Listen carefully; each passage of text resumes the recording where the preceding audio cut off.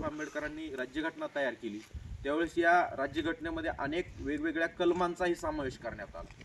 मग कसे कलम समावेश करण्यात आला आपण पाहतो, वय वर्ष 6 ते 14 वयोगटातील मुलांना हक्काचं आणि मोफत सक्तीचं शिक्षण आहे। मोफत आणि सक्तीचं शिक्षण आहे। आता तुम्ही म्हणता मोफत तर आहे, पहिलीपासून 8वी पर्यंत सगळ्यांना मोफत शिक्षण आहे, पण सक्तीचं काय? तर एखादा मुलगा जर घरी राहत असेल किंवा शाळेत येत नसेल तर त्याला सक्तीने शाळेत आणायचं, आणि तो येत नसेल तर त्याच्या पालकावर कारवाई करायची। इथपर्यंतचे सुद्धा कायदे कलम त्याच्यामध्ये समाविष्ट करण्यात आले।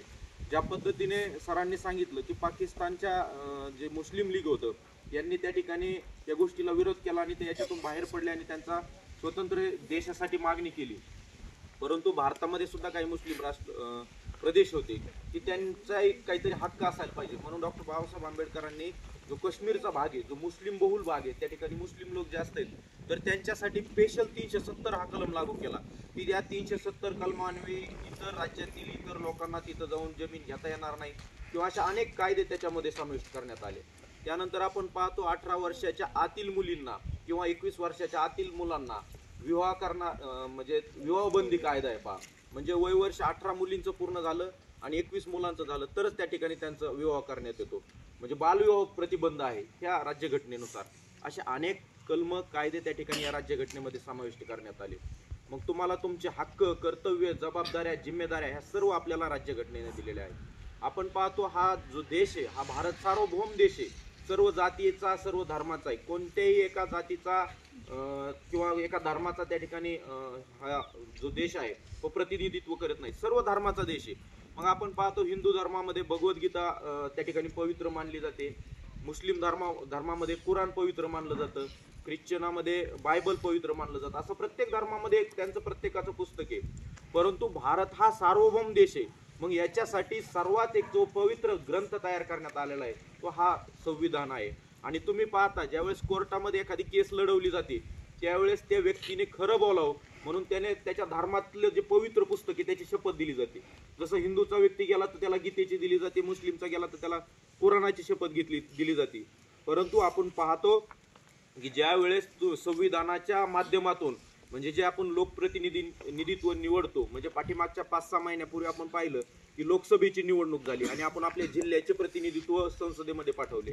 आता मागच्या 4-5 दिवसापूर्वी आपण विधानसभेचे प्रतिनिधित्व निवडून दिले आणि आता ते विधानसभेमध्ये गेले। मग हे लोक त्यांच्या धर्माच्या पुस्तकाची शपथ घेत नाहीत, हे शपथ कशाची घेतात? संविधानाची घेतात, कारण हे आपल्या सर्व देशाचं प्रतिनिधित्व हे संविधान करतं।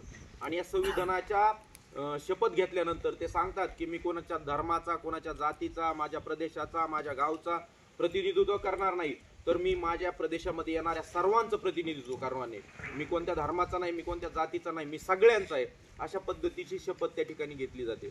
आणि मग आपण रोज संविधान जे सकाळी घेतो ही संविधानाची मार्गदर्शिका आहे आणि ती आता आपल्या शाळेच्या प्रथमदर्शनी भागामध्ये सुद्धा आपल्याला लावायची। आता ह्या वर्षी 2024ला आपण हा संविधान दिन अतिशय उत्साहात थाटामाटात साजरा करणार आहोत। त्याचं कारण काय आहे तर या वर्षी या संविधानाला अमृत महोत्सव म्हणून साजरा केला जाणार आहे। अमृत महोत्सव कधी साजरा करतात हे तुम्हाला मी कालच सांगितलंय, ज्यावेळेस एखाद्या गोष्टीला 75 वर्ष पूर्ण होतात त्यावेळेस त्याला अमृत महोत्सव म्हणून साजरा केलं जातं। तर संविधान म्हणजे 26 नोव्हेंबर 1949ला जे अंमलात आलं आणि त्याच्यानंतर आपण त्याचा प्रजासत्ताक साजरा करतो, म्हणजे प्रत्यक्ष त्याची अंमलबजावणी सुरू कधी झाली 26 जानेवारी 1950 पासून, त्याला आता बरोबर 75 वर्ष झालेले आहेत। आणि म्हणून ह्या वर्षी आपण तो दिवस अमृत महोत्सव दिन म्हणून साजरा करणार आहोत। ज्या पद्धतीने आपण पाठीमागे हर घर तिरंगा ही योजना राबवली त्या पद्धतीने आपल्याला घर घर संविधान ही योजना यावर्षी आता राबवायची आणि आजपासून आपल्याला 26 जानेवारी पर्यंत अनेक वेगवेगळे कार्यक्रम करायचे। प्रत्येक विद्यार्थ्यांना संविधान मार्गदर्शिका, संविधान पुस्तिका दिली जाणार आहे, ती तुमच्या घरी वाचायची, तुमच्या घरच्यांना सांगायची, प्रत्येकाला दिली जाणार आहे, शाळेत सुद्धा चिटकवली जाणार आहे। त्यानंतर आपल्याला अनेक वेगवेगळ्या फेऱ्या काढायच्या, आपल्याला संविधानाच्या बद्दल जागृती निर्माण करायची आणि सगळ्यांना सांगून ठेवायचं की आपला हा देश चालतोय हा संविधानावर चालतोय, या ठिकाणी कुणी लहान नाही, कुणी मोठा नाही, ज्या पद्धतीने जोडगे सरांनी सांगितलं की कोट्यवधी रुपयाचा एखादा मालक जरी असला तरी त्यालाही एकच मताचा अधिकार आहे, आणि अतिशय गरीबातला गरीब जरी असला त्याला सुद्धा एकच मताचा अधिकार आहे. म्हणजे संविधानाने सर्व समान आहेत ते सर्व जगाला आपल्याला त्या ठिकाणी ठणकावून सांगायचे.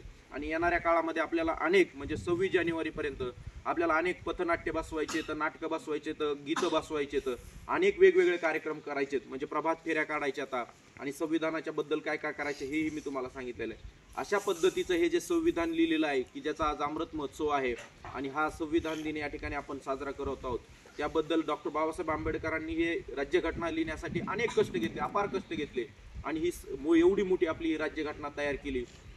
त्याच्यामध्ये आपण पाहतो की